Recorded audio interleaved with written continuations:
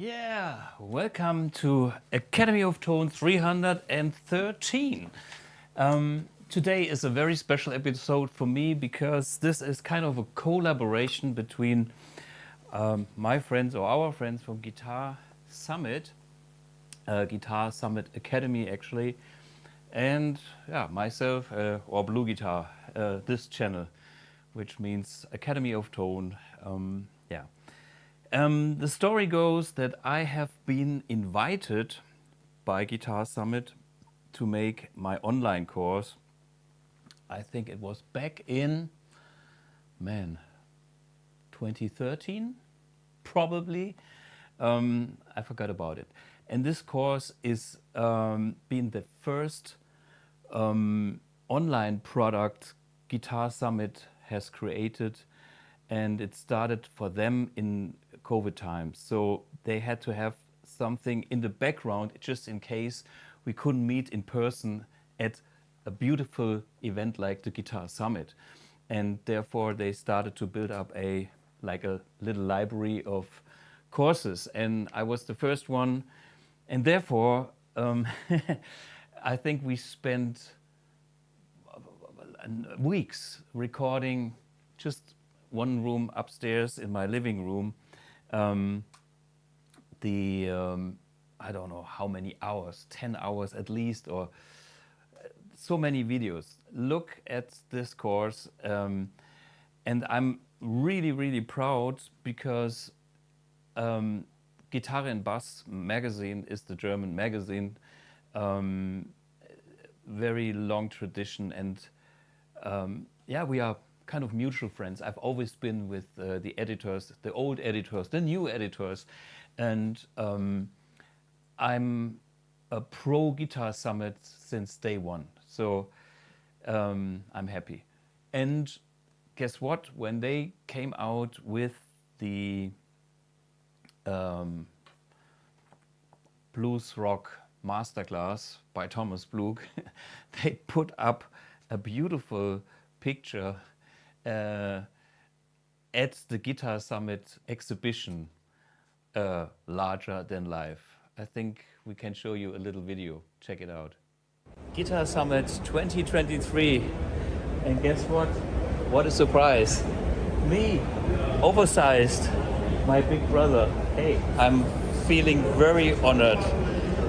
And what a great event. You should see the Guitar Summit. Cheers, guys. Well, so this is, we have a beautiful collaboration going on, and I'm happy that they took care of, kind of my teaching side. With BluGuitar, I do, my amps and things, but I don't want to do everything myself. So I was happy that we could team up. In this episode, I have questions from people that wrote to Guitar Summit that I will try to answer. And it's cool stuff. Yeah, let me see what people ask. And if you have questions in the meantime, feel free to ask anything. Playing. Today is more focused on playing. Sound is not in the focus, and the socks, you know that story. But that's not what we want to do right now. Okay, most of the questions actually came in German. So I have a German question and an English. I will translate to English so everybody can follow, since this channel is English. So, hi Thomas, hi, Deutsch, German first. So you can learn German if you don't speak German, or you can learn English if you, I do the translation. Wie kann ich herausfinden, ob ein Ton beim Bending, ob ich den gut treffe, ob er in Pitch ist? Ich kenne den Vergleich mit Halbton-Bending und dem übernächsten Bund Ganzton. Aber ich will nicht immer unterbrechen, um diesen Vergleich zu machen. Gibt es ein Stimmgerät, das den Ton während des Spielens schneller und gut anzeigt? Bla bla bla. So first question is, how can I tell if I'm actually in pitch, hitting the note when bending, so you're not flat or you're not sharp, just right. And of course, being flat or sharp, I prefer more the flat side, can be a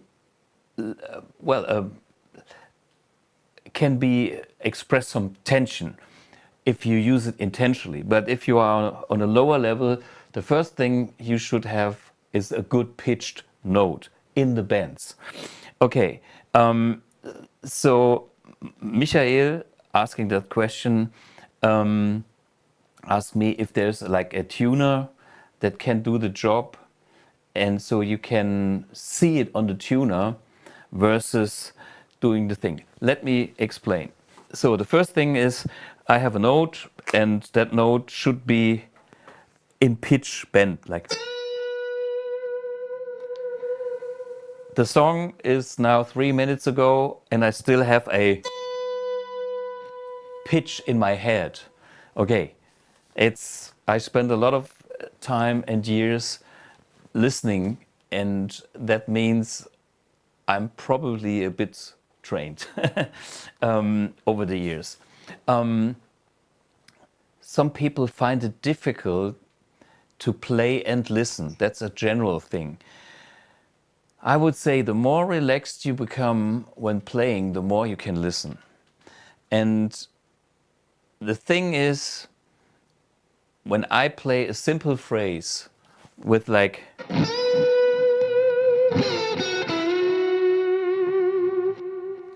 here we have like 2 bent notes. That one and that one. So the usual trick is you play the fretted note, which should be in pitch. You can check that with your tuner. So, and then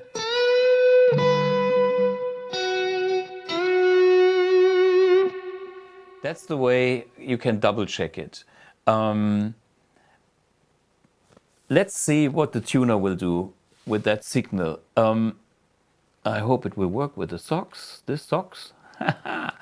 Okay, see? That's pretty accurate. I'm surprised. So this is a TC. And now you can play even a phrase.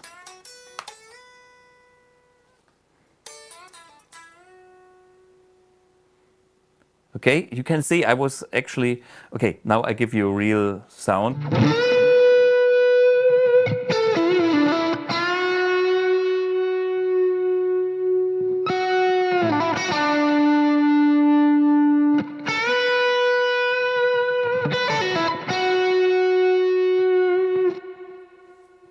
So that's a way to double check it with a tuner. Do I have another tuner here that works? I have tons of tuners, but most of them the batteries are low.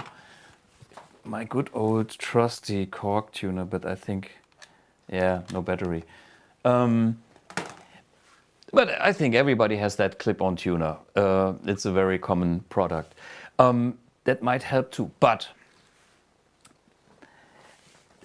it is an exercise.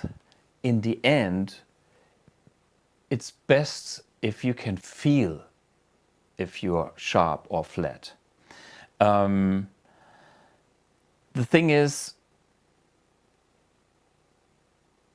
if you don't hear it in the moment you play, record yourself with your mobile phone and then listen back to what you actually played on top of a backing track or stuff like that, what I just did at the beginning.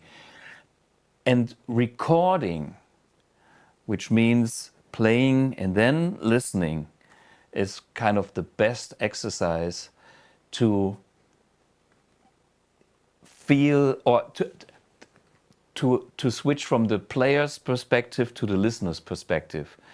And I was learning a hell lot when I was recording and luckily I was recording at very young age. I was booked for recording studio work at age 17. Well, lucky coincidence back in the days and things like that, but that was a very good school for me. So, answer, we all know the thing, we fret the note, we bend the note. I explained that in the course as well. The thing with the tuner, you can, leave it on and play your phrase, and then you look at this. But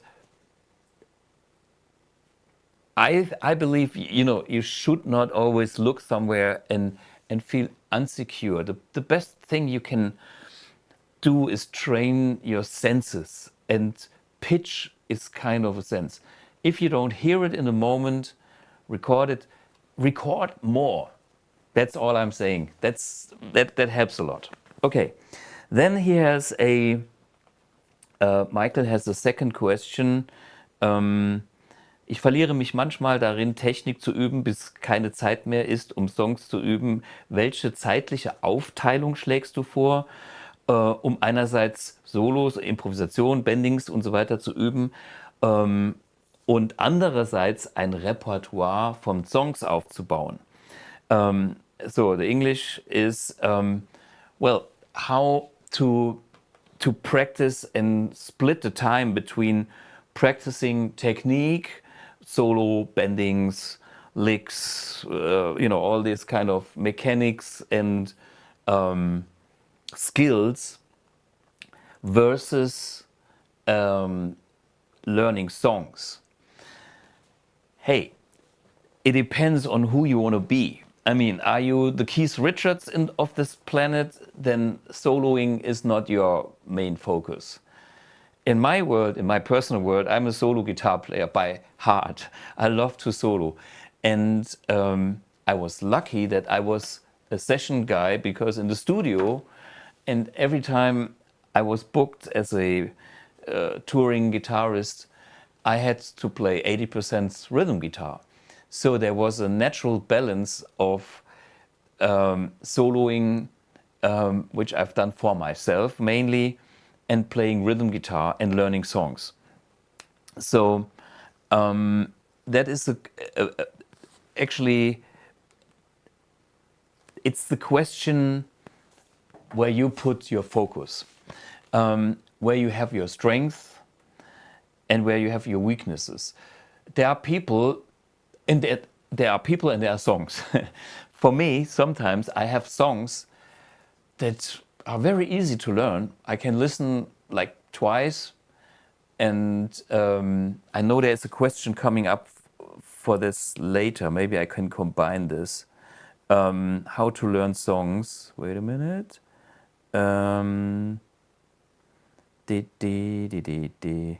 Where was this?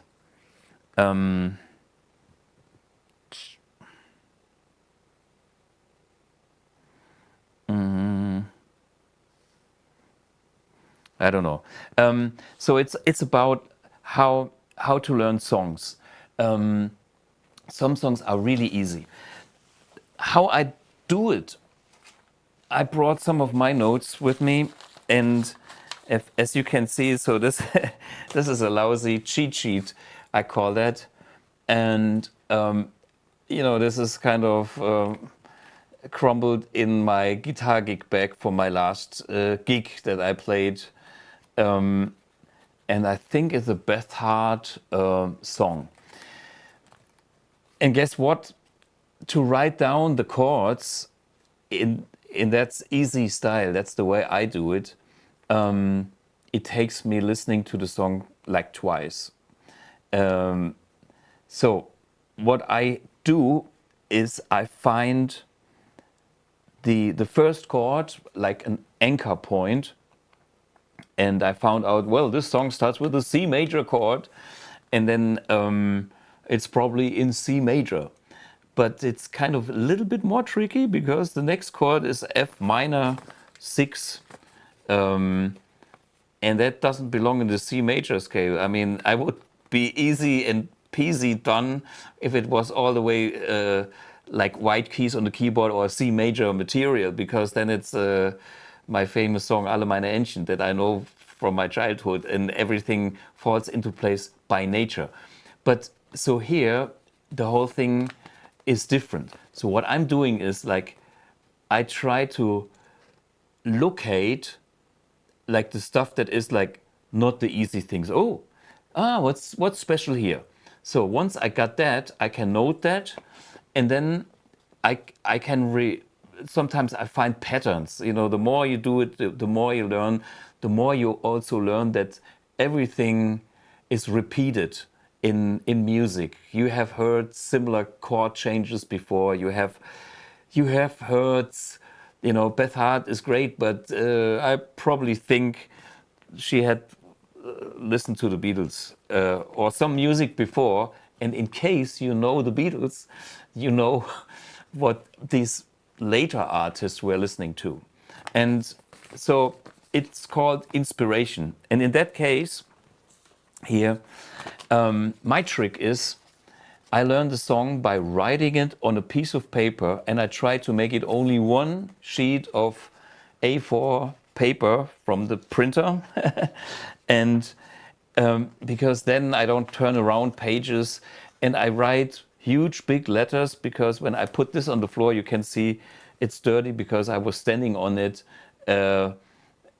You know, maybe there was some wind that wanted to wipe it away. Sometimes I put it in a little, what's this called, folder out of plastic, so it stays clean. Oh, look, We Won't Get Fooled Again by The Who. And here, for example, it's more important that I count the bars. It's like at the intro, there's like 16 bars in A. And it's like, I don't even need to know if I have a big letter, then it's a major chord. And if I have a small letter, it's a minor chord. And sometimes I have the A with a slash or with a little line that tells me it's minor. And then here I have my own notation, means when I have an arrow down, it's like stop.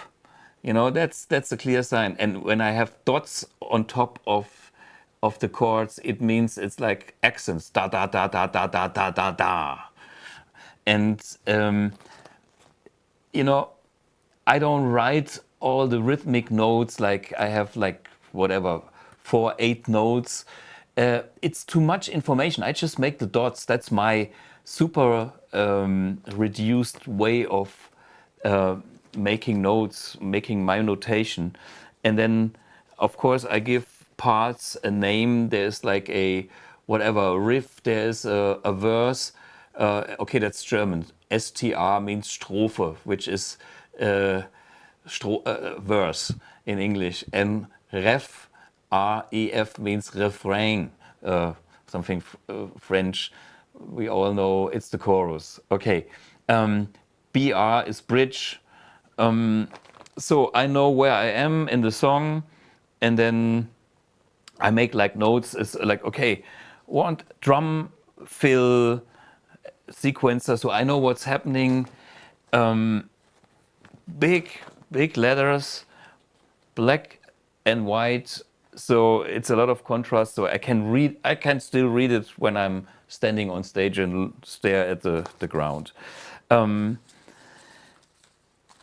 And learning songs for me is listening to the song, then writing my notes, because to write it down means I have to listen to the whole song from the beginning to the end. And so I have also to listen, to play, and then to double check. Like, let's go back for the whatever Beth Hart song, Everything Must Change. It's like,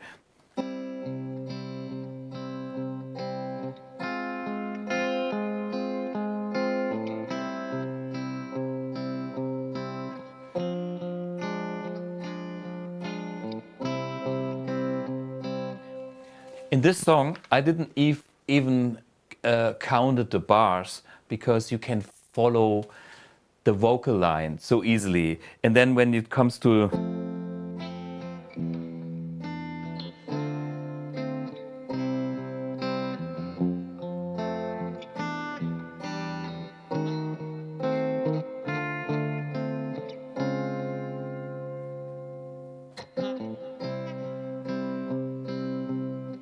blah, blah, blah. So that's all you need to know. There's like this sequence of chords. So it's written down and not even bars because it's kind of very even. I don't even need bar countings. When it's the Who, sometimes, you know, they have rhythmical accents and stuff like that. So it helps to have bars. I try to reduce the information, and the way I do it, I just write it down. And if the first notation is good enough, it's good enough. But sometimes I make mistakes because I spend too many information on the half of the of the sheet of paper, and then I'm getting into trouble because all the rest will shrink and will get smaller towards the end, and that's not helping. So then I try to reduce the amount of information and to keep it like well spread over the sheet. Yeah. And another thing I have found out for myself is I listen to the music before I go to sleep. And the best, most effective way is I listen to the music before I go to sleep and probably make the notes. And then I listen to the music again, checking my notes. And then I listen to the music again and rest in peace. Go to sleep. And you don't have to be perfect. It's not about, oh, what is the chord at the middle part, and then you have no peace of mind and you cannot sleep. No, it's just like let it go and be happy with what you know, because that will, in my case, it will be in my brain the next morning, just like that. And then when I double check the whole thing, I find out, oops, what is going on this guitar bit? Then I can focus only on that thing. But all the other stuff is already in my head and it's clear, and I have, I have learned it while sleeping, at least most of it. If it's more complex, of course, it's more information, it takes a bit longer. Anyway, that's the way I do it when it comes to songs. Yeah, and here this is like a personal Jesus, songs that I never really play, but this is how it looks. Repeat notes, simple signs. Oh, this is how it looks when I really try to make it professional. Sometimes I hand this out to other people, and that's a nice chord. E7 flat 99. Okay, there's no 99, sorry, that's a mistake. Typo. Okay. And here's, this is like the simplest of them all. It's a couple of lines of chords and you're good to go. And on the back you can see, is it on the back? Yeah, and it's like, these are my shoes. The stage shoes. Okay, next question from what people were writing. Das comes from Felix. Ich habe mir eine Wechselschlagtechnik angewöhnt, bei der ich anstatt mit dem Handgelenk eher aus dem Zeigefinger und Daumen spiele. Meine Frage ist, ob meine Technik, ob ich die umgewöhnen soll, auch wenn das eventuell schwierig und vor allem langwierig wird. Okay, in English, I've developed an alternate picking technique where I play more with my index finger and joint of the thumb, this one. So rather than with my wrist, which is this. he is asking, Felix is asking, um, is it worth changing the technique? I think that's a tough question. First thing is that's unique, and if it's unique, it's special, and if it works for you, I think that makes you special compared to other players. So we shouldn't be all the same, okay? So there is something about being different, which I find is great. Okay, on the other hand, it depends on what you want to do. If you play, I guess it's that kind of technique. I don't know, I haven't seen you play, but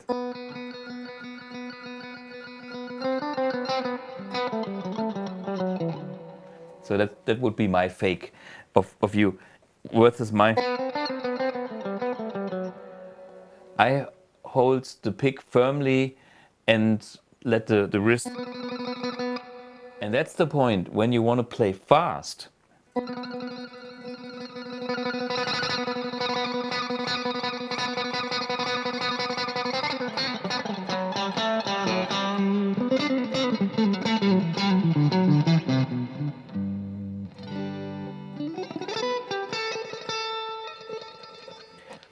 I don't know how fast you can play with this technique. There is always a limit to every technique. For instance, I have always played when I was younger with my fingers like spread out like that, like Gary Moore style. I don't know where I picked it up, if I actually recognized or not. I still do that, but I was watching something on television and there was a guy who was playing like that, with like the fingers with the hand closed. And this guy was pretty fast. So I thought, hey, if you move your fingers in, you can play faster. And I was young, I wanted to play fast. And I thought, okay, let's try and practice that. And that was one thing that I had actually to learn, because by nature, my technique was not doing this. And I think today I do both styles. I don't even know. I do a lot of things that I don't actually know how it's done in detail. These days, everything is so analytical and technical, and I'm more like a feeling player, and I'm doing things that probably are not the state of the art in how you should play the guitar. But on the other hand, my style is based on the individuality because that's my style, with all my flaws, with my weaknesses and my strengths. And when I got stuck somewhere, I was always trying to improve, and I was always trying to find a way by experimenting. And therefore, you will not be able to change this style into this style in a day. And I was not able to do this to this in a day. You know, I mean, I can pay attention and do the other way, and then when you don't think, the hand is open again. So it took me quite a while to do it. If you don't pressure yourself too hard, or you know, it should be fun. It should be a nice light challenge, and not like, oh, I cannot do anything and I suck and I'm this sucks. That's nothing. The energy shouldn't disappear. If you have to go back, and then you need to have energy to reach the same level that you had with your own technique, but you shouldn't put you under pressure when you start with that new technique at a lower level. That's totally natural. And I would say, look at what you want to do, where your limits are, if you actually really need a different technique. I mean, if you want to play Yngwie, he also has also that kind of he has a kind of a mixture of every technique. I believe doing this a bit, you know, moving the finger angles and having the wrist. That's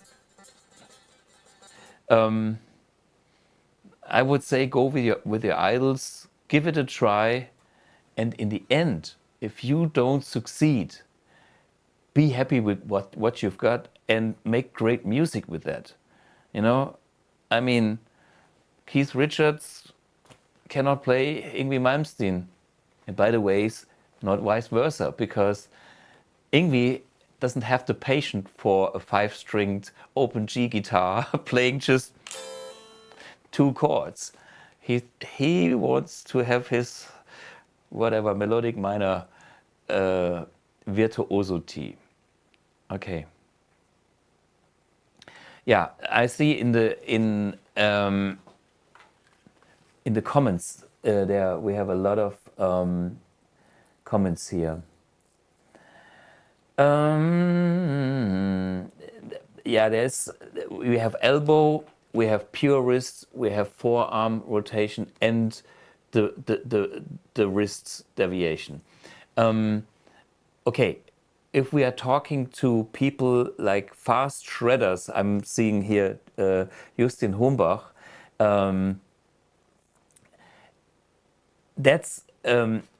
is he saying that's the perfect technique? Yes, it's probably the perfect technique when you want to shred and want to be fast, and you can do all this kind of string keeping things.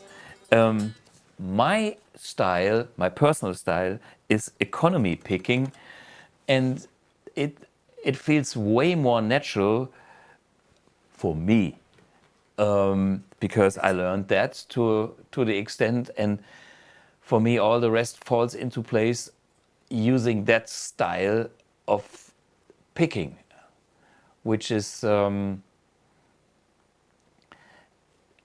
my question is, are you happy with what you got? I mean, you know, there's people saying this is the best technique, so why should you learn anything else? My initial question is right. It's like, why do you want to change? First of all, you are special. Second, if it does all you need, fine.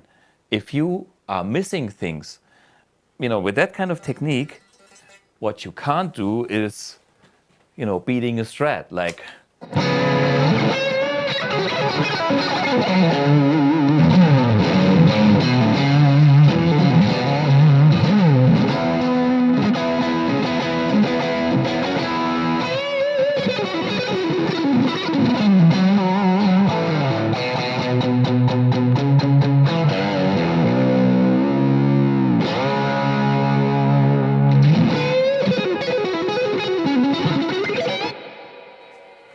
Oh, a little bit too much reverb.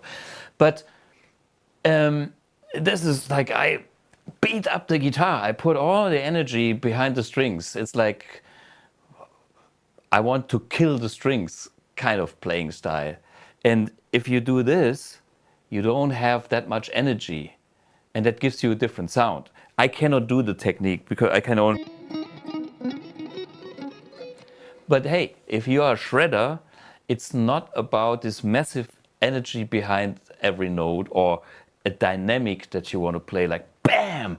And then maybe you play a few notes soft. That's my thing. It's like I can...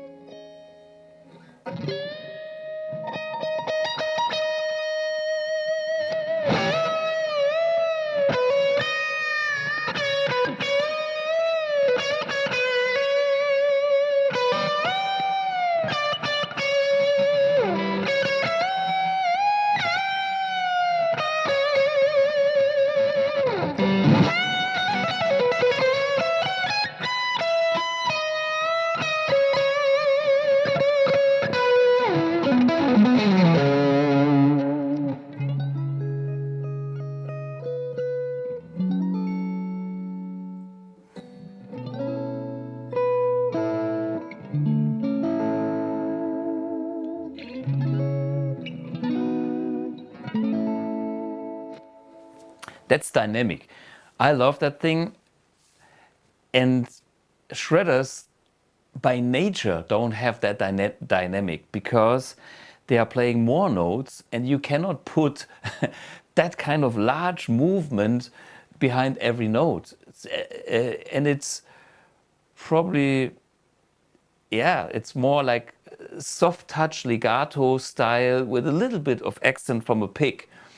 And that's the sound, and that's the technique, and that's super nice. Yeah. I see the comment about Troy Grady. This guy has analyzed everything, picking technique. Watch his videos.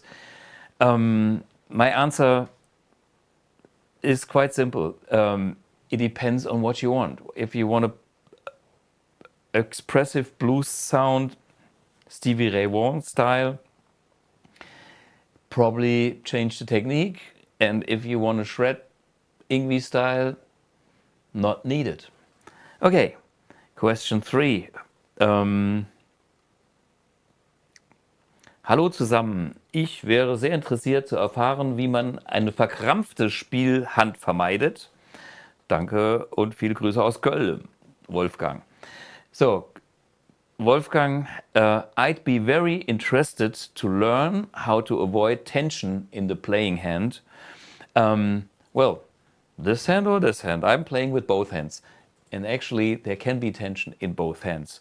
The first thing is, don't put too much pressure when you touch the guitar. And for many reasons. First is, when you have your thumb really pressing hard against the back of the neck, this muscle here, this muscle gets stressed. And then I know when I was a teenager, there was this song, what was it? In the Sky.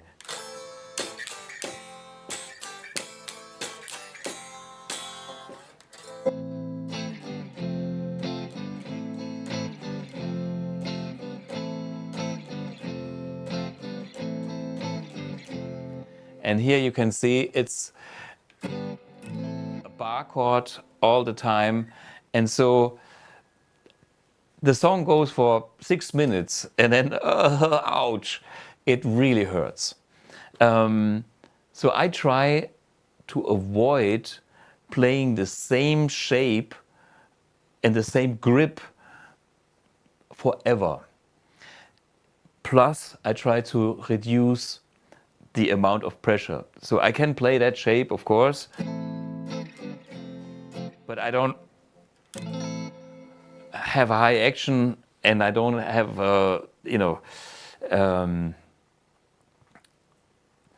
I try to make my touch as light as possible, just to relax my muscle here.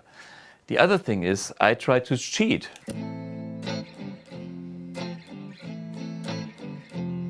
See what I'm doing? I have my hand around the neck, and I do the Clapton instead of. I get all the notes also with this kind of Hendrix or rock kind of grip style. That's one example, okay? So that's important when you play chords.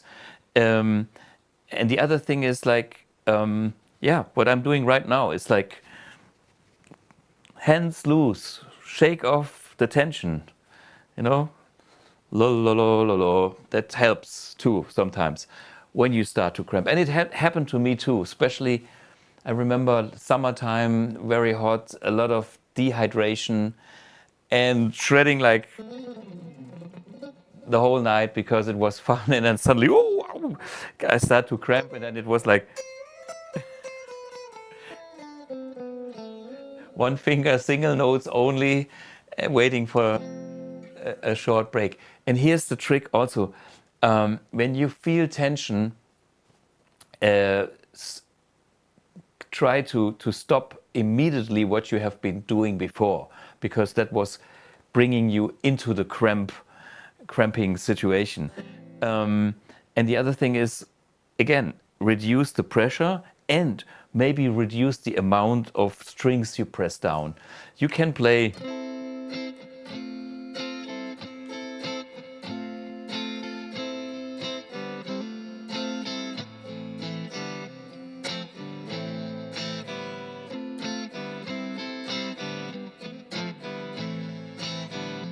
you know, I changed to the simple shape, just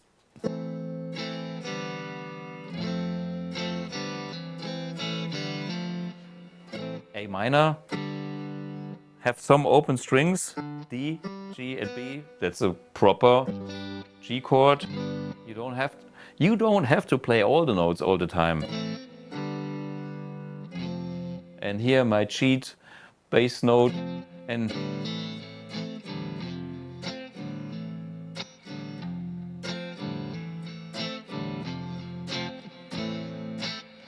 that's so cool. I can play this for a whole week.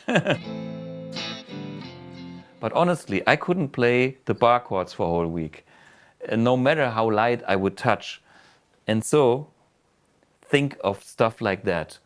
When it comes to the right hand, some people start to cramp a lot here because they think, oh, now I have to play fast, and then, you know, there's a lot of stress going on. Well, then shake it loose, and in the end, if you try to play fast, look at Malmsteen. He's the best example. He's so economic. And this is how you can produce 100 notes in a minute. And by the way, cheers. Like and subscribe the Academy of Tone. Yeah, I have made these mugs to remind myself. And cheers. I'm having my English tea, which is either Tetley's All-Rounder or PG Tips with some milk.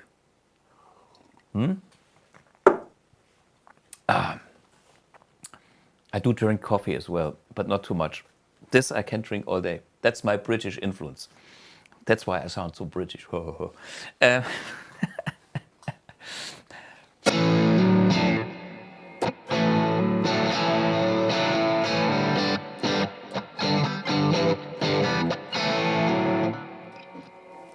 Keith Richards, why play 5 strings? Because I think it's less effort to just play 5 strings than 6 strings. Make your life easy and light. That helps. Okay, next question. Hallo Thomas, wie spielt man ein fulminantes Gitarren-End-Abschlusssolo auf dem Schlussakkord eines Rockstücks? Das ist ein sehr gutes deutsches, eine sehr gute deutsche Frage. In English, how do you play a powerful, climatic guitar outro ending solo over the final chord of a rock song? And that's Gerald asking that. Okay, we all know that moment. We came through the song, we had no cramp, and we had every note in tune, everything is cool, and then there is this sign of the band that tells you, hey guys, this is the end, you know, we go.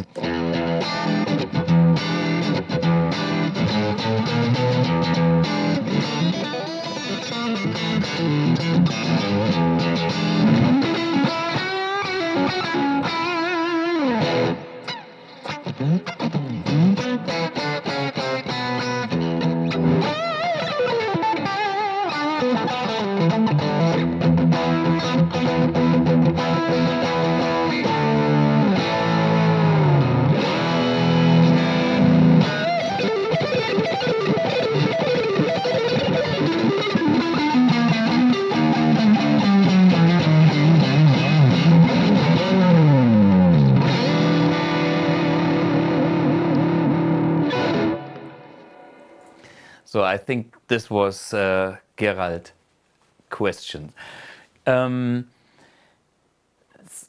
So you come to the end, you know, like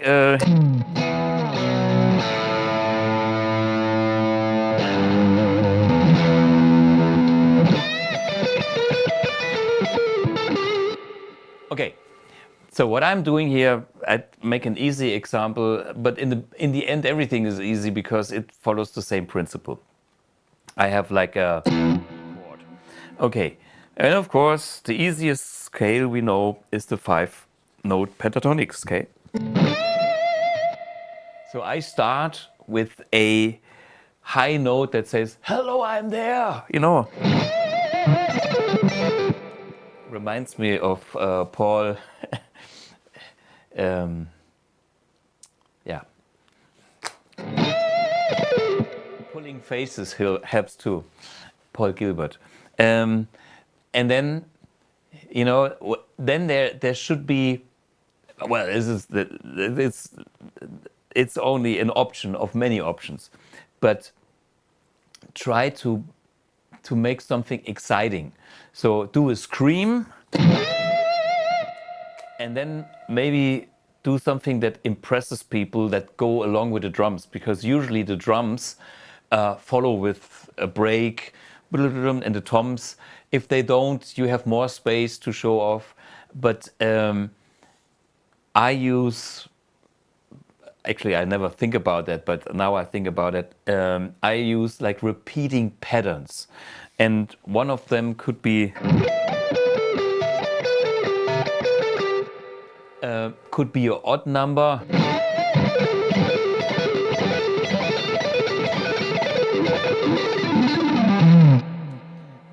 I can repeat that kind of pattern like going down the stairs. What I'm playing there?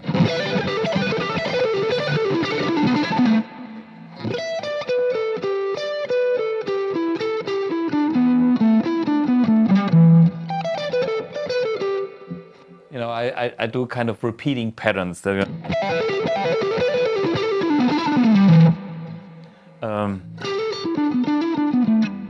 Yeah.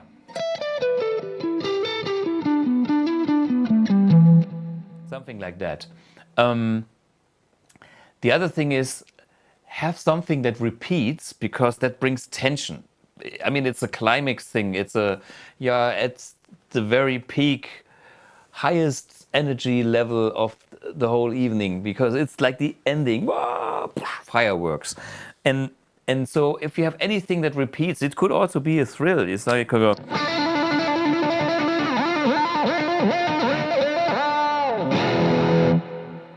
makes sense, or you can do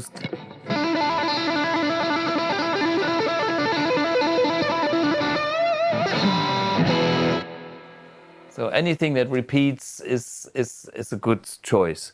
And it's again about energy. It's like, how many notes can you play, or how hard can you hit, how loud can you scream, how fast can you play, or how crazy can you go. Sometimes I play notes that don't belong in the scale, because I show people this is the right note.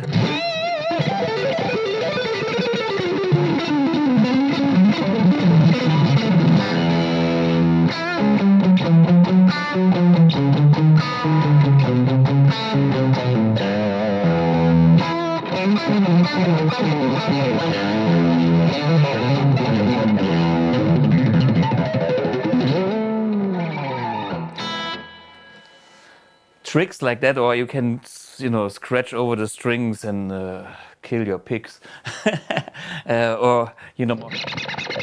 Sometimes I do this, and of course gain helps too. You know, sometimes I would use like my modern channel here, and this is like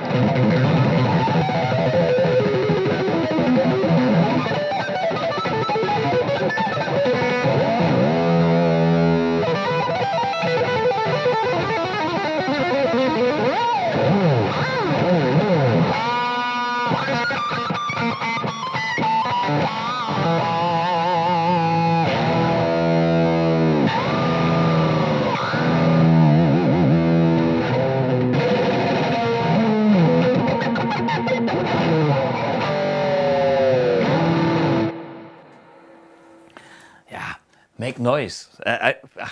I do all kinds of noises, you know, or you have a microphone stand, you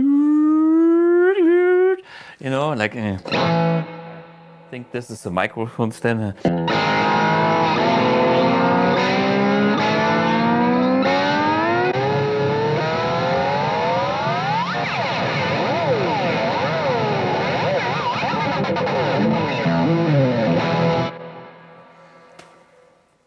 It's about attention, noise, climax, surprises, you know? I mean, this is what people love. And then important to make a cut at the end, like that's it, my last word for this song. Huh. And that is what people understand. Like, that's a phrase. This guy has told me a story and he means it, and this is the end. Bam. So, next song. Okay, now we play a ballad. Monty Python. Something completely different. But yeah, that's how I think it could work. And there are so many examples. Use what you can, but it's a mental thing to me. It's more like, hey, I want to make that amount of noise and end it to make the end even more dramatic. So, next question by Christian. Wann macht es Sinn, die Skalen während eines Solos der Akkordprogression folgend mitzuwechseln? Wann ist es zweckmäßiger oder brauchbarer, mit einzelnen Skalen, zum Beispiel Pentatonic, über eine Akkordfolge zu solieren? Gibt es da eine einfache Regel? Das war seine erste Frage. Okay, in English. That's a good and very interesting topic. So, Christian asks, when does it make sense to change the scale during a solo to follow the chord progression? Okay, when to change the scale when the chord progression is changing? Do you change according to the chord progression? And when it's more useful to practically solo over chord progression with only one scale, single scale, you know, is there a simple rule? Well, first, there are no rules. Second, you can decide this all on your skill level. I mean, if you are a jazz guy, you are trained to think chord progressions. So it's like, okay, you have a bunch of chords, and the whole music in jazz loves chord progressions, and those mood changes in the chord progressions that require to change the notes. We as rock players mainly try to stay in familiar territory, in the comfort zone of a blues scale or of a pentatonic scale. And I would say both approaches have their own qualities and beauties. So there is no good and bad or better. It is what you make out of it. But I would love to give you a few examples. There are songs that actually do require that you follow the chord progressions. And it's very simple. Because I'm self-taught, I was taking the notes of the chords in the good old days. And if you have no clue about music theory, where's that simple chord progression? Here we have a simple chord progression, whatever that song was. So, what scale shall I play over these chords? Okay, I play you the chords so you just know. Here, the chords, I don't even wrote the song down, what it was. G major, D with a sharp, F sharp in the bass, E minor, G, C, G with a B in in the bass, A and D. So G, A, D, B minor, G, A, D. So that's just an example. Oh, getting emails. I don't know if the camera can see this from above, just in case. So I play.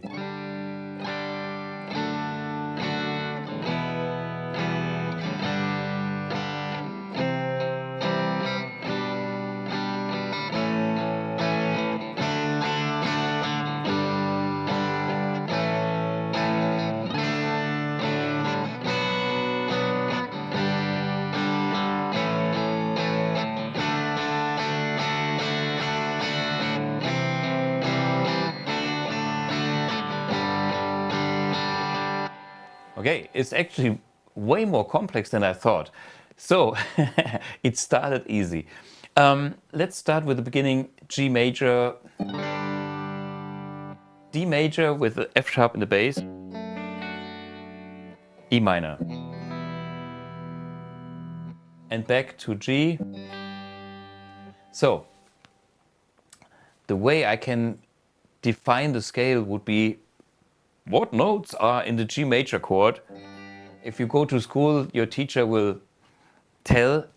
If you don't know, well, look at the fretboard and look what notes you actually have played in the G major chord. Well, you may use this kind of, or this, it doesn't matter. There is a G, there's a D, there's another G, another D, and there's a B.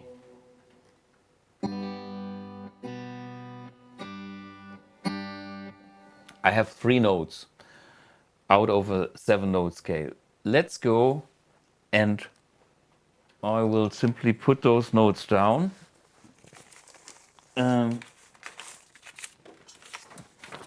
Piece of paper. Okay, I have G. I have, what was it, B. I have D. Okay, that's the 3 notes out of the G major chord. The next chord is a D major chord. Well, we already have that D. Then what else do we fret on the D? You know, there's a A and there's a F sharp. Okay, what I'm doing next is I put in the A, which is G, A, B, between there. And then I go D, E, F sharp. Put it here. Okay. Then the next chord is E minor. And the notes are obviously E, B, and G.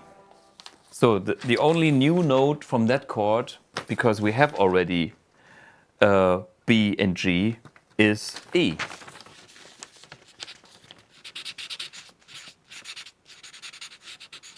Okay? And then, well, this is 6 notes. Just imagine the song would stop here and it would be simple like that. If you play G, A, B, and then here D, E, F sharp, and back to G. I think we can try out what sounds better in the one spot missing here. It's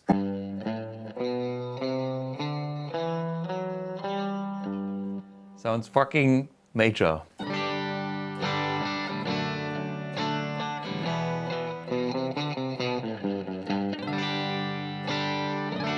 So that could make sense. If you have no theory, you can try the other note in between B and the D. You can go.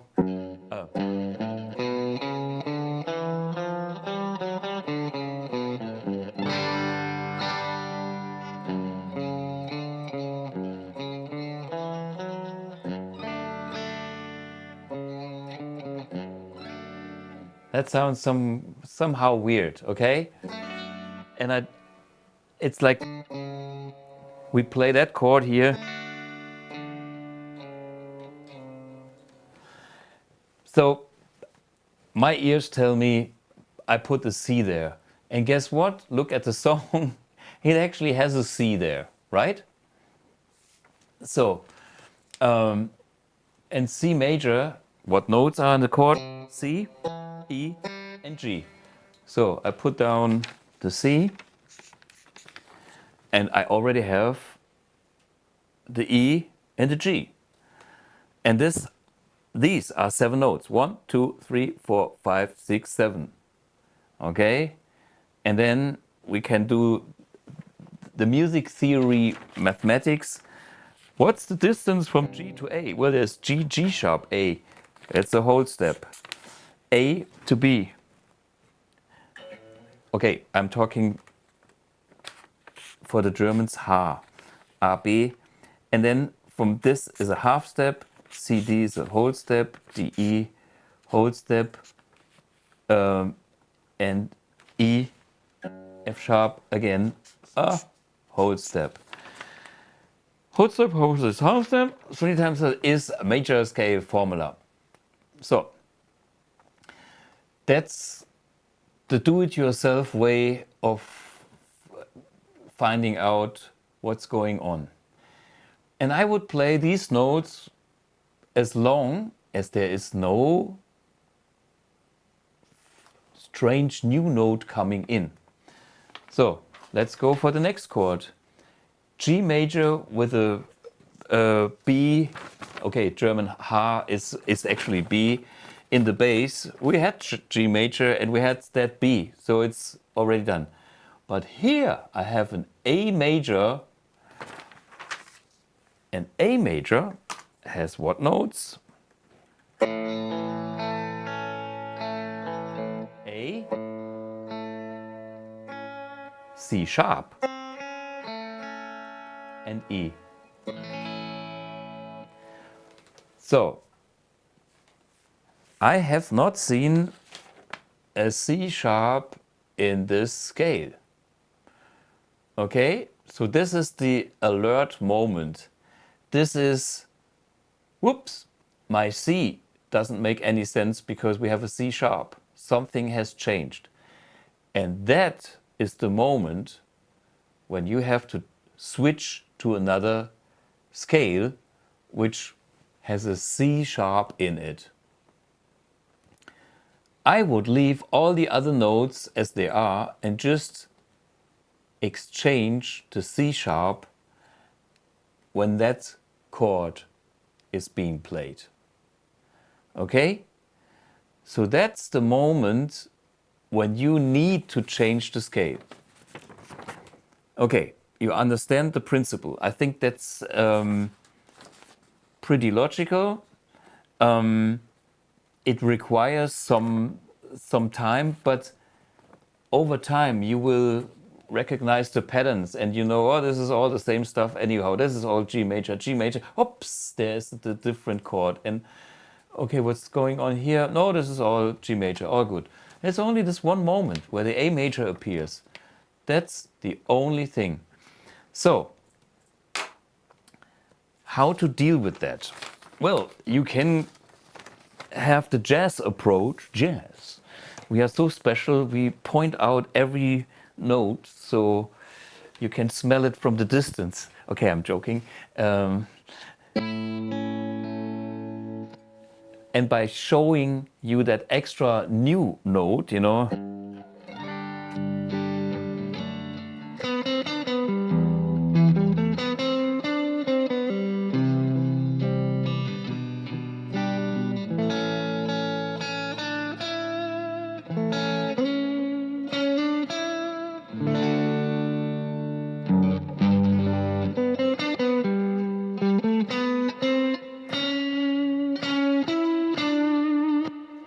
you can make this a glory melodic line where you put that note in the focus, like I know what chord it is.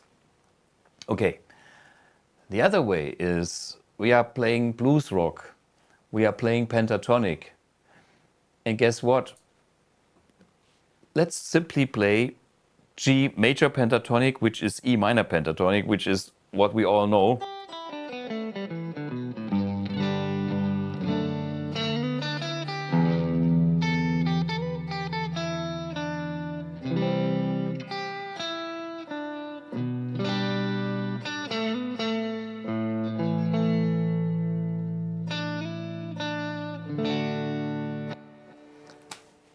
And here we go. It sounds good. It's simply just the pentatonic notes. And I was not even going into the rabbit hole of extra notes from a diatonic scale. I can stay with a pentatonic and I'm fine. Here's an example. Good old Jimi Hendrix, Little Wing.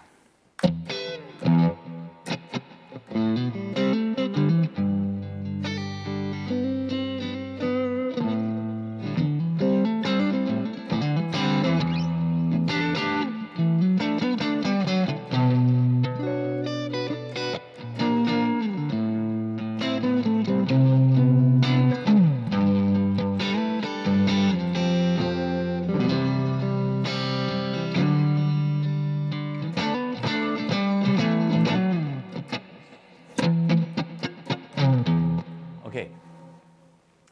If you are clever, you stay with the E minor pentatonic.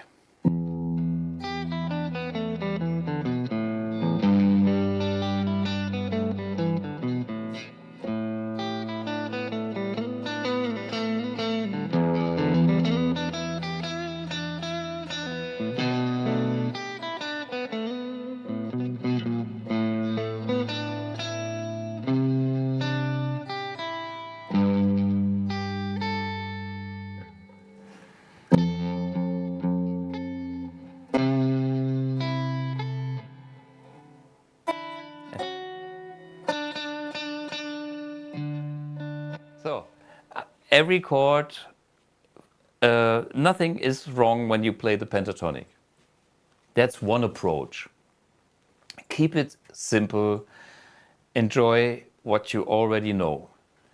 And then eventually you can look at what I just did at the chords and think like, oops, when there's the middle part where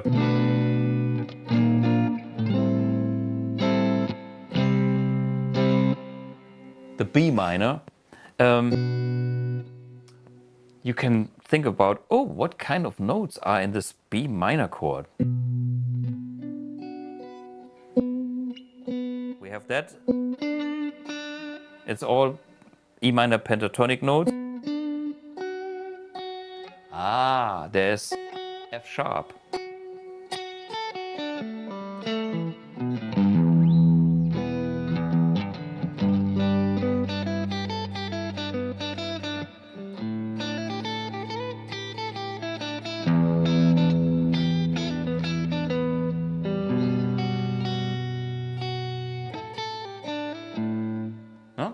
F sharp appears at that chord, in that chord, at that time in the music. So you can actually bring that note in as well, because it's in the chord. It can't be wrong. Somebody plays that chord. Somebody plays that note, so you can use that note. So no problem there.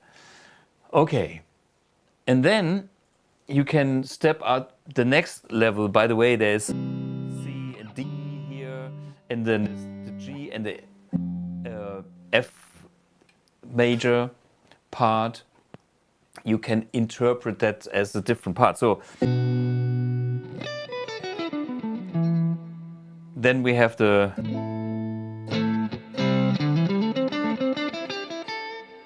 I could go and have that other part here with the A minor. Still works with everything I said before. I can even play that E minor pentatonic plus the 9 note here over this.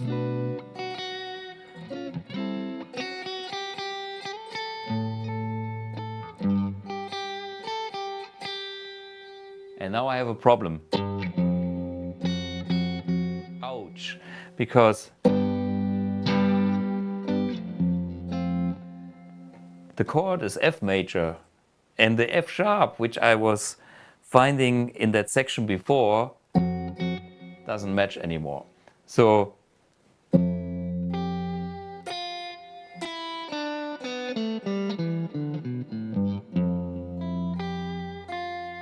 well, the chord says I'm an F chord, so don't play fucking F sharp here. That's too weird. And if you look at that, whoops, it was an E minor scale, pentatonic, E minor pentatonic, or it was like an E minor scale, actually.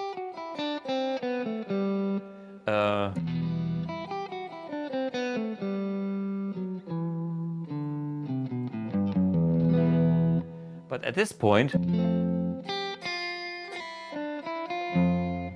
it becomes a C major scale.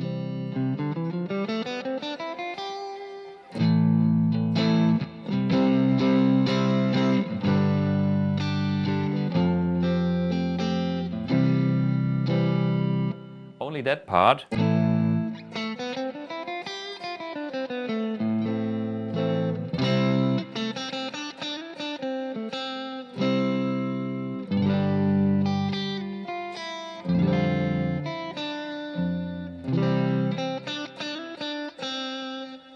And the last chord here is, there needs to be another note because the major chord with the F sharp again. So we have to use the F for that part before, and for the last chord, the D major chord has the F sharp. So we have to replace the F with the F sharp again. And we are back to G major.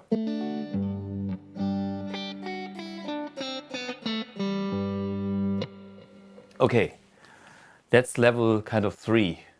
And if you want to go all the way, it's like, what's happening here?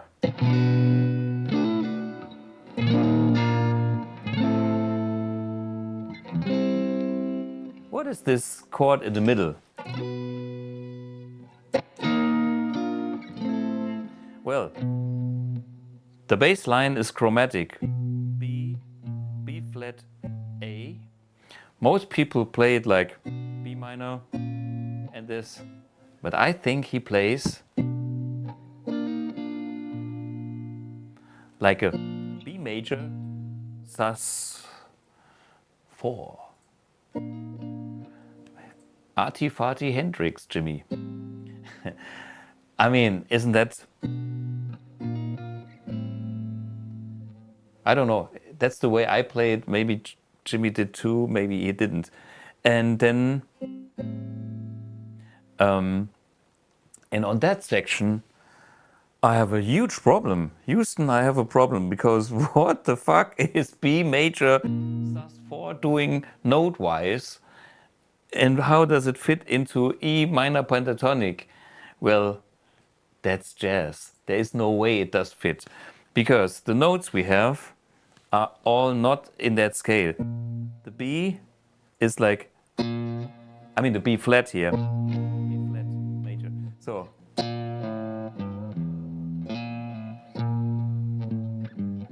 it's the blue note. So there's I mean, it's just a passing chord with tons of tension jazz. That's what these guys know the best. So, and even, you know, a sus4 with a 4, and you can really feel the tension. It's like, oh yeah, wow, oh, this hurts. Relief. Okay, we made it.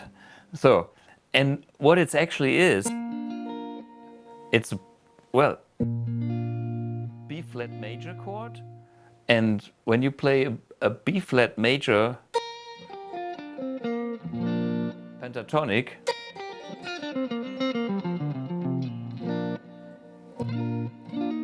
you are doing something right. You are using the notes that belong to that chord. And so these notes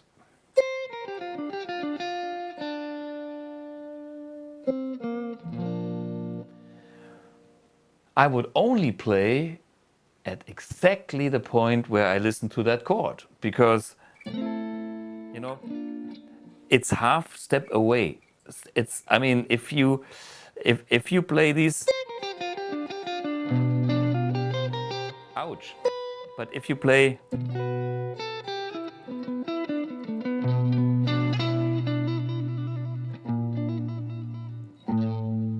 stay in the scale, or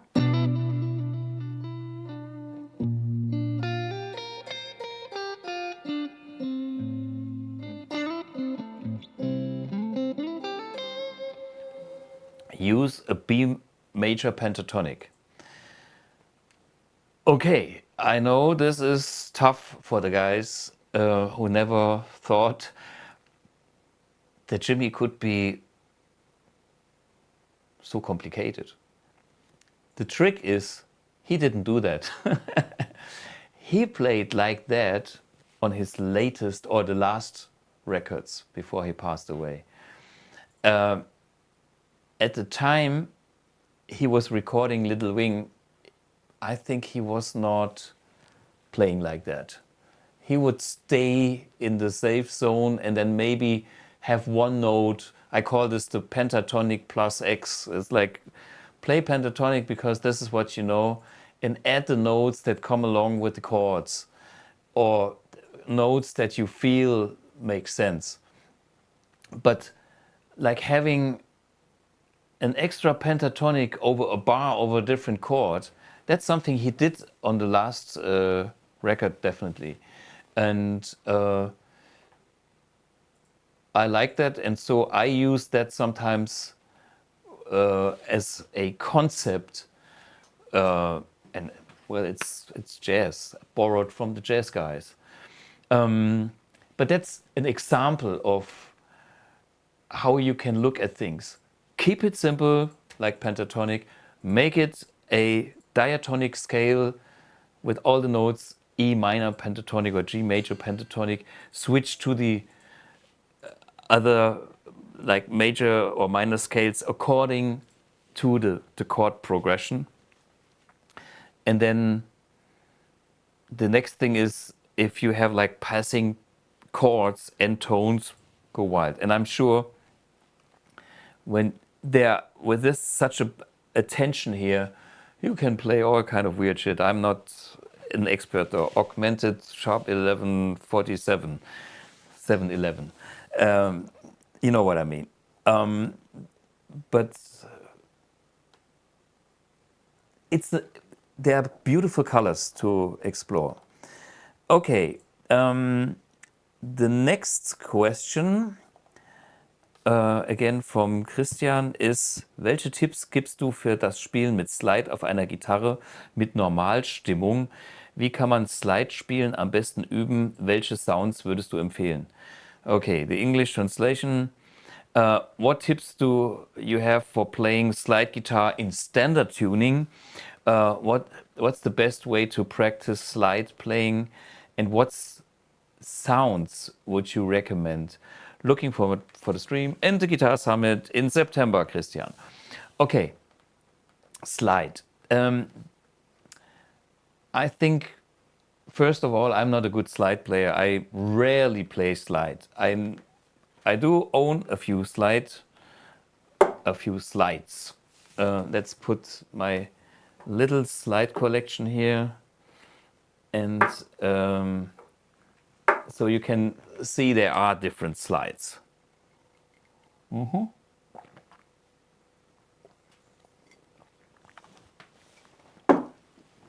So listen to the sound of a different slide. This is like, so with my volume on the guitar, I can have a clean sound.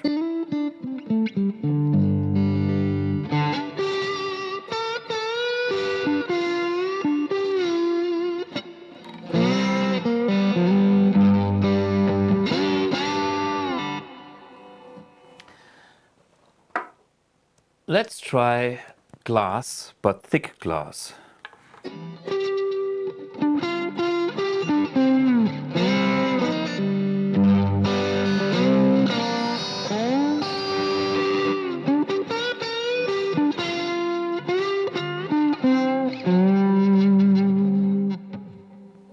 Lights glass.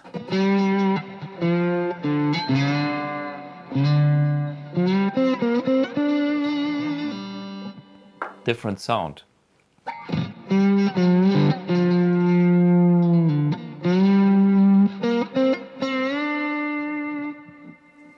To me, that slide sounds way warmer.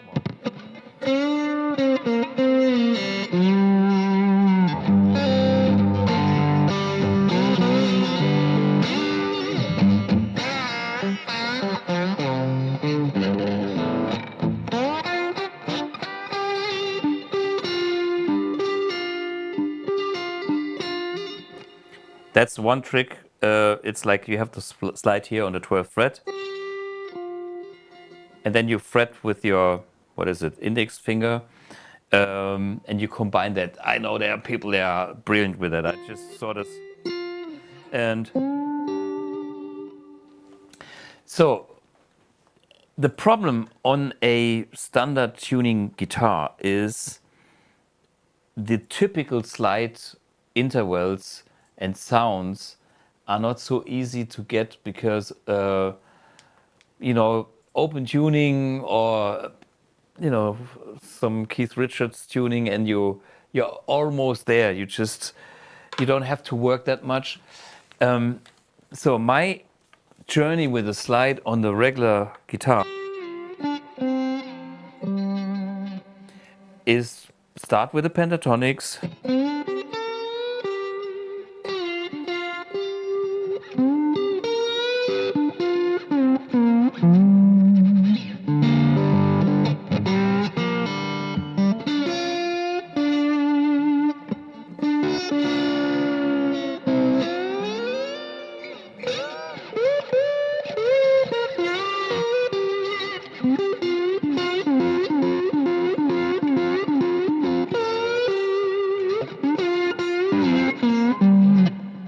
By the way, I use my fingers more than my pick because I found I have better control.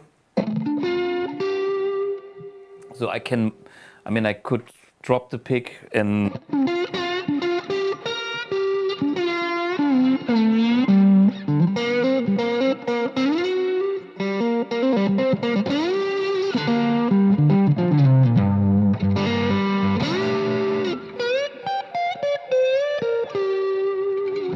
okay, so that's the starting point. That's a major third. And that's something, yeah, that sounds bluesy, school. And then when you play around with a minor third,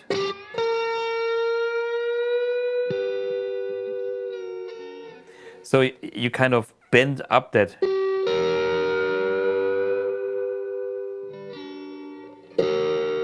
Minor third. Or you play the notes like first the G.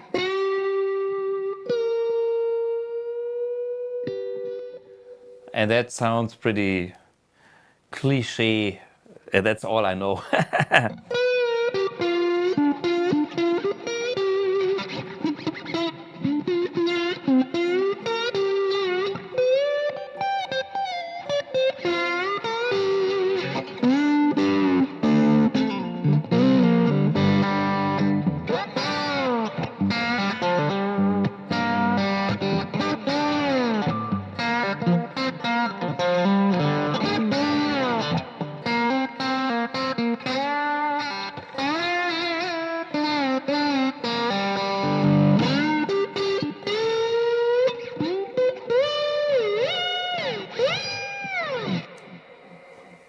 Yeah, that's the way I do it. And of course I can play the pentatonic boxes, you know, like And as you can hear, the most important thing is muting.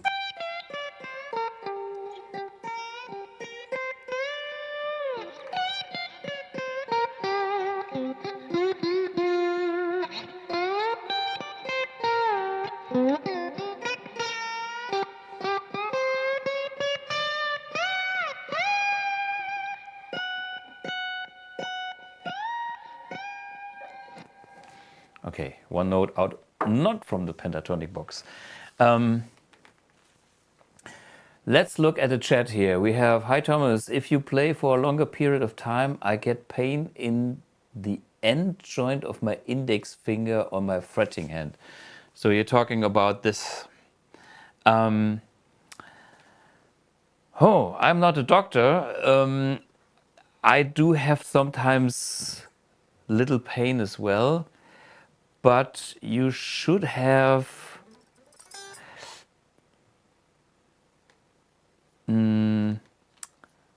well, you shouldn't have real pain. I mean, there's the pain from the fingertips touching the string. I know that, we all know that when we wear off our skin. I don't know about your physiognomics in the hands. I just know that the older we get, the more our bones and joints getting stiff. You know, old people like try to get up. Oh, look at me. But yeah, I'm still kind of fit. But I can also feel that, you know, your flexibility is waning when you get older. And okay, here's only one thing I know. I try to, when I have the feeling something is not easy, so far I'm very, very lucky because I feel like everything is still in place and working. But if I have the feeling, which happens sometimes because I was heavy lifting whatever cases of mineral waters, for instance, which I've done today, and that is a lot of pressure on the fingers. And then I try to loosen the whole thing, my muscles, and also, let's put it in a way, I try to guide my fingers, all the parts of my fingers in a natural way and kind of move them without any pressure, like in the air, like this. So that this knows it can do the movements without pain. You know, sometimes it's like, I'm stuck here. And then okay, you know, try, you know, to play with the fingers a little bit. Do things that come naturally and easy to loosen up the hands. That's what I do. Maybe we have real doctors here, then write it in the comments. I'm not a doctor. Do we have any more questions? A 2-minute song, 2 minutes final chord. Yes, that sounds like punk to me.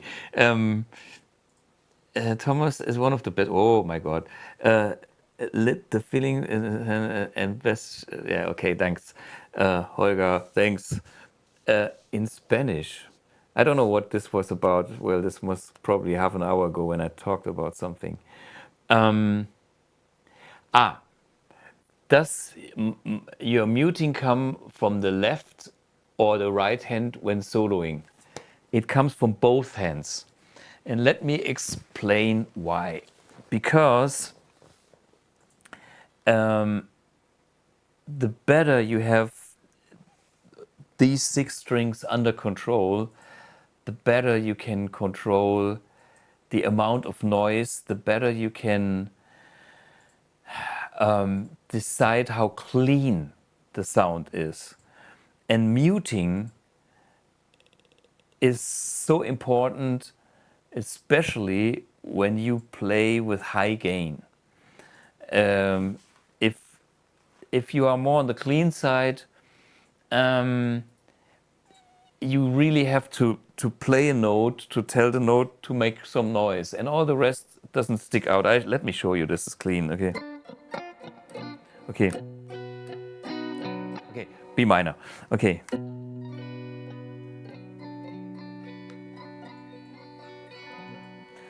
No dampening, but I can go.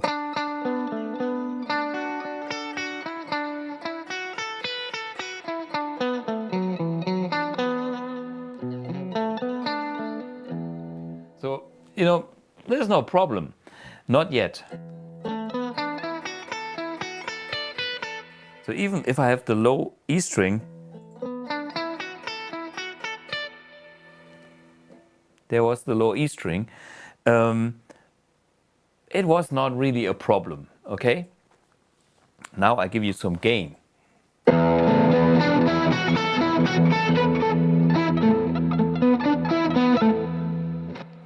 It kind of covers the other notes, and that's like an example of how more present that low E string gets when there's gain involved. What is overdrive? Well, overdrive makes the smallest signal big and enriches that signal with overtones. And overtones is what we hear better than just the root note and no overtones. So therefore, anything else that is not the note that you want to hit should be muted. How to do that? Well, I have the old school blues rock grip that goes around the neck. So I can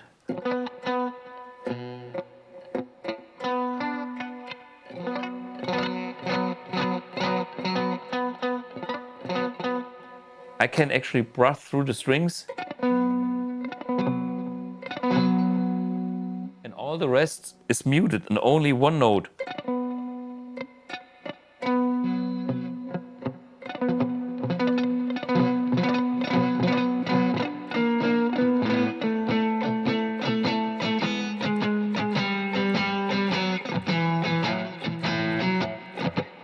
Yeah, well, it's actually a rake style.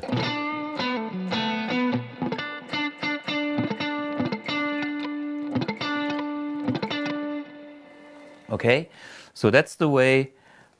All my fingers are kind of loosely laying on the strings, and only that one note that is fretted, where the finger hits the fret, cuts through.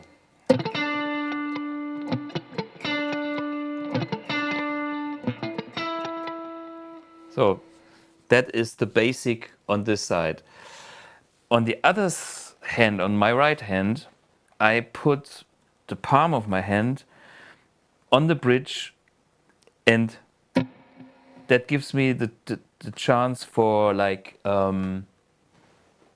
dampening the string.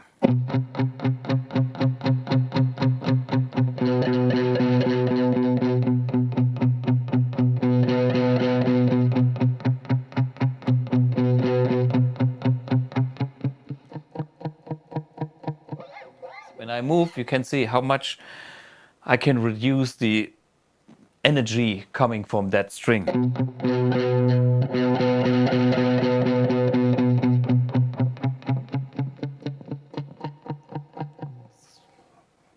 You know, so there's something you can do with this side.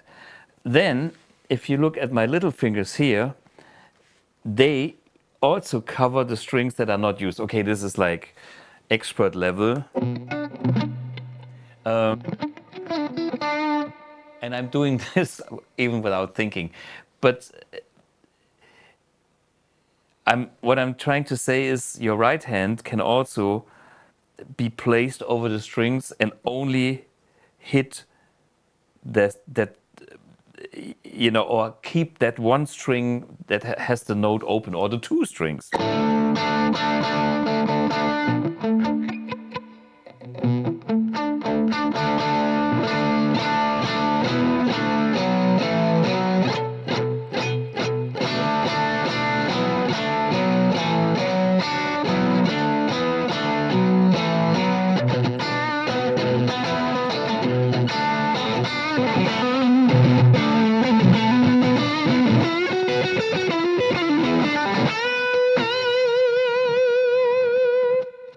See, this would be a very typical move for my side.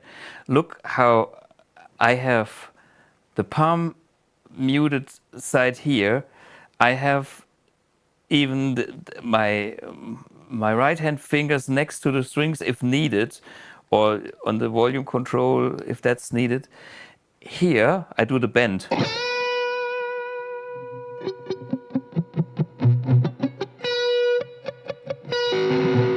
There's only one note that rings, and the rest is muted because, see, my index finger kind of loosely touches the strings. If you press them too hard, you have a lot of noise. No, the trick is... So, and then I can decide if I bring in extra dirt.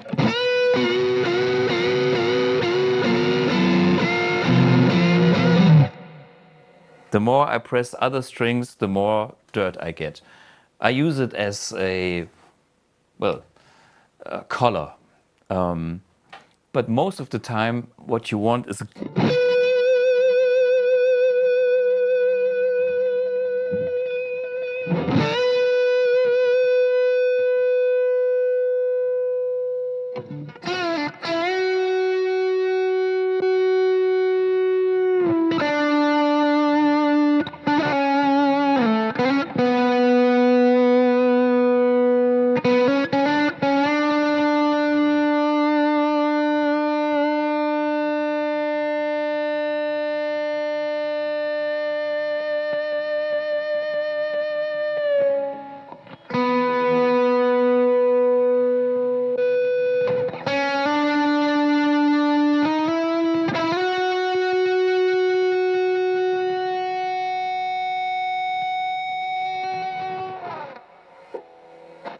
Yeah, so that is an example how, you know, I even use my right hand to mute everything else.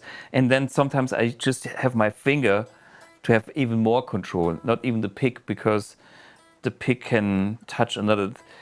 That's the beauty of fingers. I mean, this is why Jeff Beck is a... And even playing, okay, let's get rid of the pick totally and then...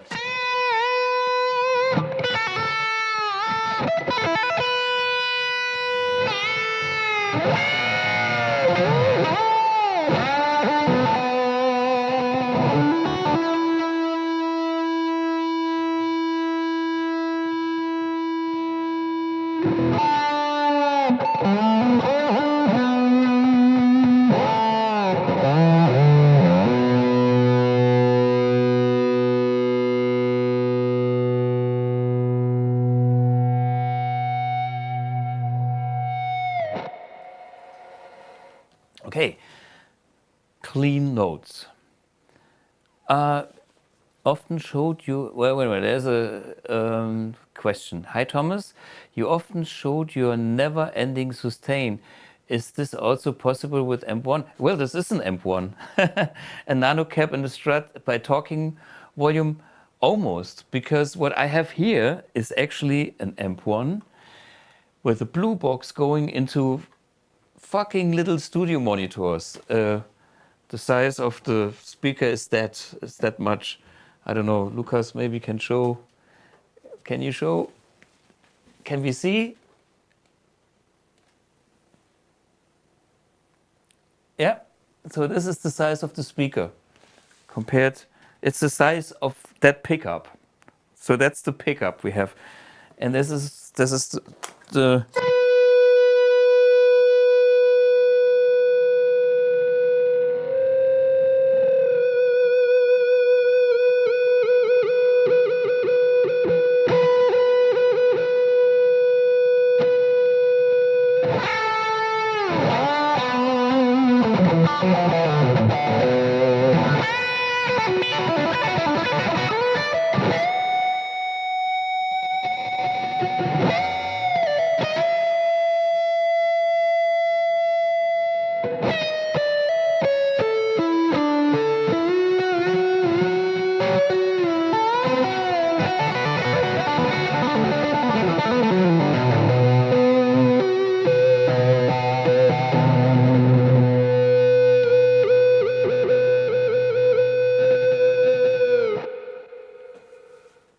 So it's possible. Jeff Blug, yeah. Oh, you know, he's my hero. He's even so much my hero that I am so impressed what Jeff Beck was doing.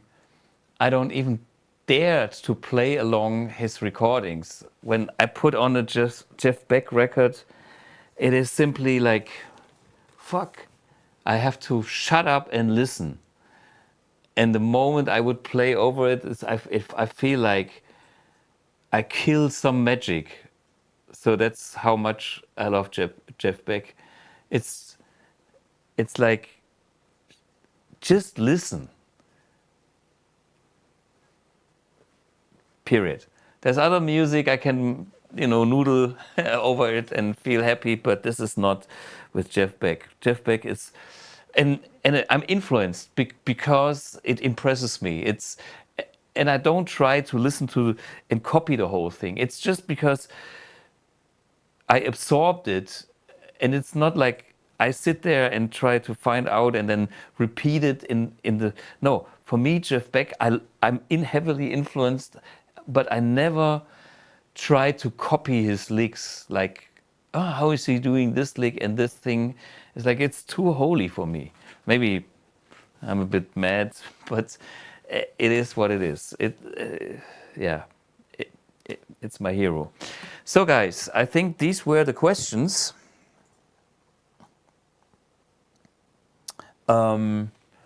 I guess, yeah, we have answered a lot of questions. Are there any more questions? Okay, there's the typical question of the day. AmpX will be available for purchase through Thomann. I would say no, because nothing against Thomann, but we have so many pre-orders, and I have put all my money and all my savings, and I had to kill my grandma to have that. No, but actually, everything is in AmpX, and we will serve the pre-orders first, and then eventually we will put it on Thomann. But that might take a year, maybe two. Why? Because I have to recoup the money that I put in there. And there's no bank that's my money, because any bank would have killed BluGuitar in the meantime. They would go, what is this guy doing? This is ready, sell it. And then you guys would get an AmpX that is not, well, an AmpX that would not be stable, with a flap that wouldn't close, with just a nightmare. And trust me, of course, I'm a perfectionist, I admit, but the main point is it needs to be a professional piece of gear at this price point, and it's not a joy kind of tricky toy thing. I use it tomorrow, by the way. If you want to see the AmpX in the live situation, come to Gifhorn, to Kultbahnhof. Tomorrow night, 8 o'clock, 8 p.m. we play there. And on Friday night we play Sondershausen in Saxony, Germany, the east part. So I have to travel some miles or kilometers, as we have here, with my AmpX. And today was another big day because we sent some data to the factory. Like, this is it. We want some more. I do have some software things which are not, but on the one side there's production, on the other hand there's software, and if everything comes together, we might make some people happy. And we're getting there. Okay, what are the other questions? Trick question: Can you shadow play? You mean the song "Shadow Play" by Rory Gallagher? You mean?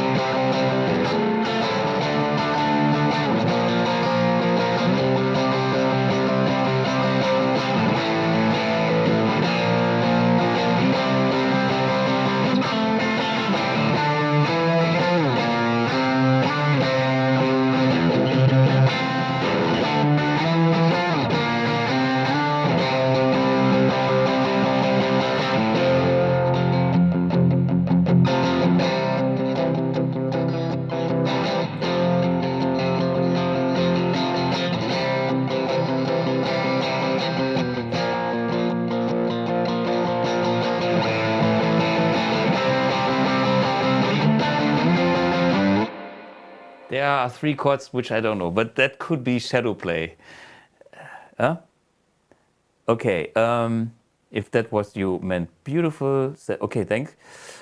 Is there no cap in your setup? No, there is amp blue box direct out and studio monitors by the company Quested, but the cheapest ones. That's I would prefer a real cabinet like where's my nano cab? Oh, it's in the next other room. But for the video studio, I need to listen to the backing track, so I need studio monitors, and that's the setup here.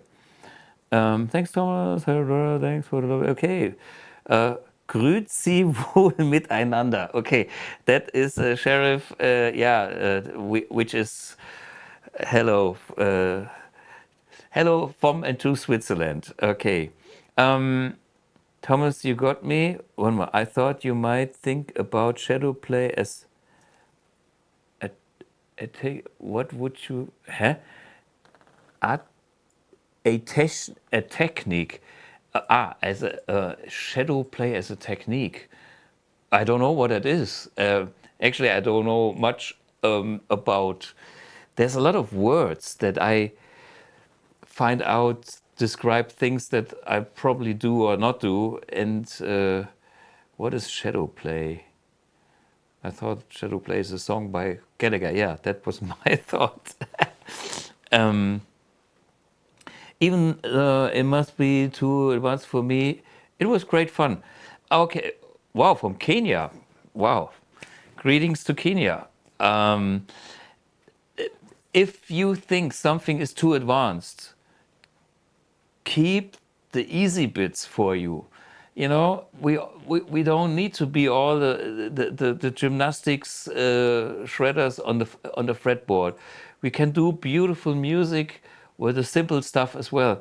As I found out after I have recorded my first solo album, The Beauty of Simplicity, which is not here anymore, but it should.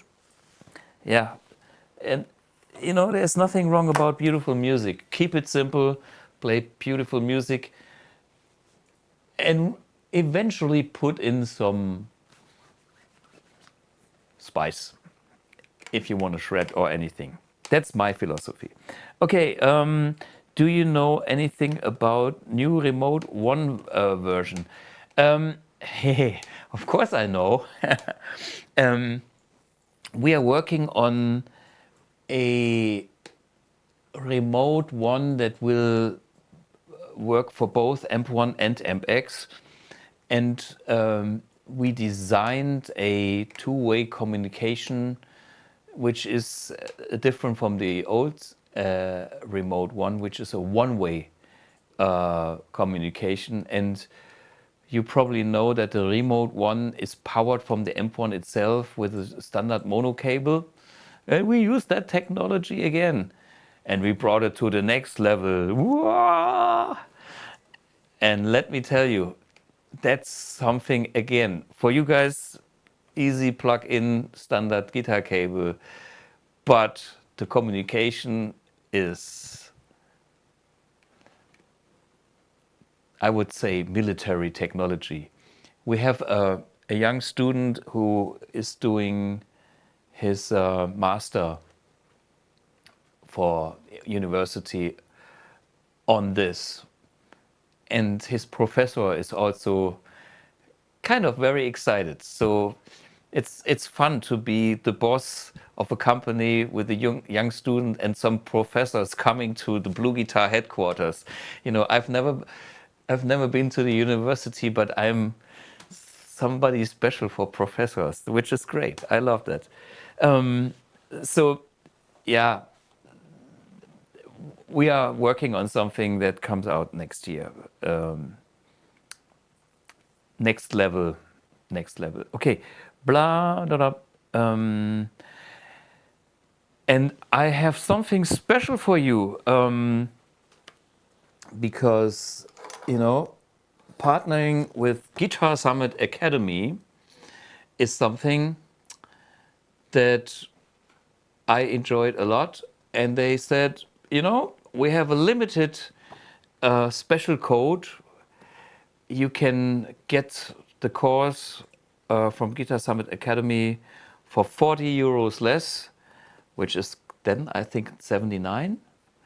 And the special code is AOT, which means Academy of Tone, AOT.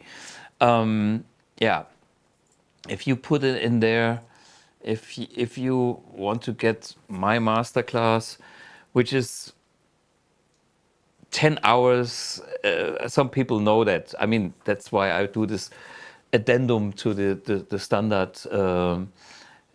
Blues Rock masterclass. But I think this is a pretty intense course.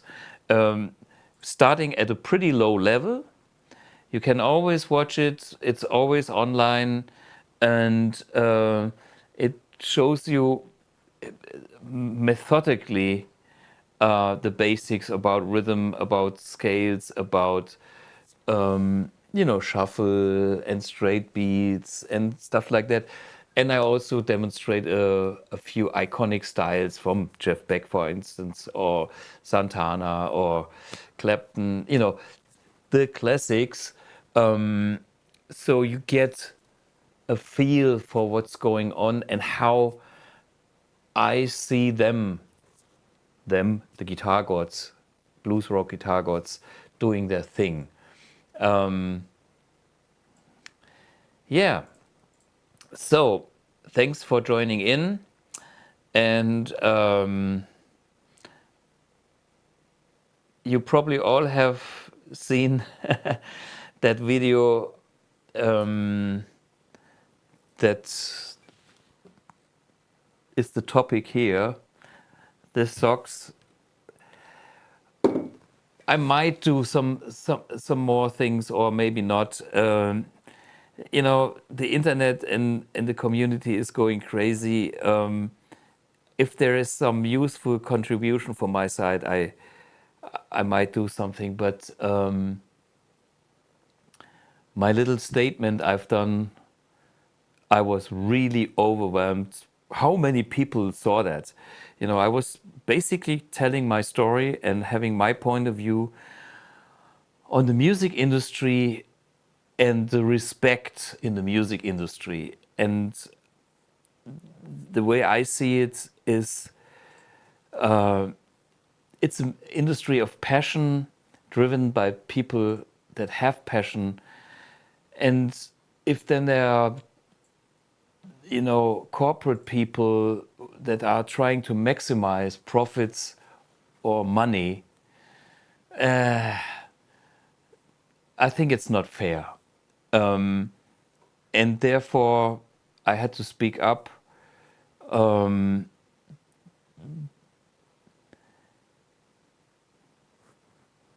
Because I had a story as well. And you don't want to be shocked. There are nicer ways how to deal with people. And I have to admit, I did something wrong, and I have done anything according to law afterwards. And I respect all these copyrights, but using the power of lawyers against small businesses is not nice. And therefore I did my video, and I was overwhelmed by, and I never thought that this would be so huge. I don't know, 130,000 or even more people watching it, and 2,000 comments. Crazy. But it tells me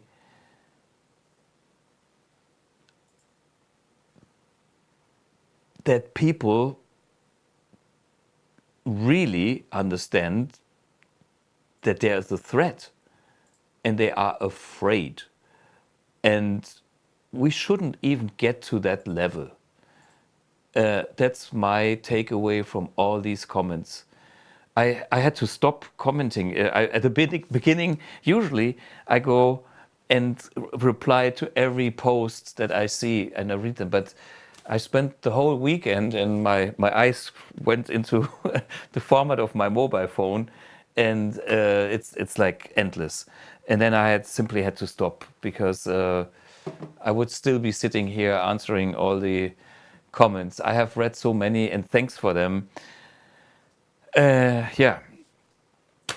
Hey, I think we had some fun, and this is the most important thing. Having fun playing the guitar. Everything else shouldn't distract us too much, and anything I do is basically for you guys to have more fun. It's why I do my amps. It's because I'm passionate about music and the stuff that makes the music and the quality that you should enjoy playing that fascinating instrument, the electric guitar, because there are so many other things in this world that also want the attention, and I just love the electric guitar, and I love the electric guitar community, and I love, you know, the music that's been made and the sounds. So I want to, well, help that or boost that or keep it alive, no matter how you want to describe it. But that's what I hope to be able, yeah, to make that thing exciting. Okay, thanks for joining in. See you next week, same time, same place. All the best. Bye bye.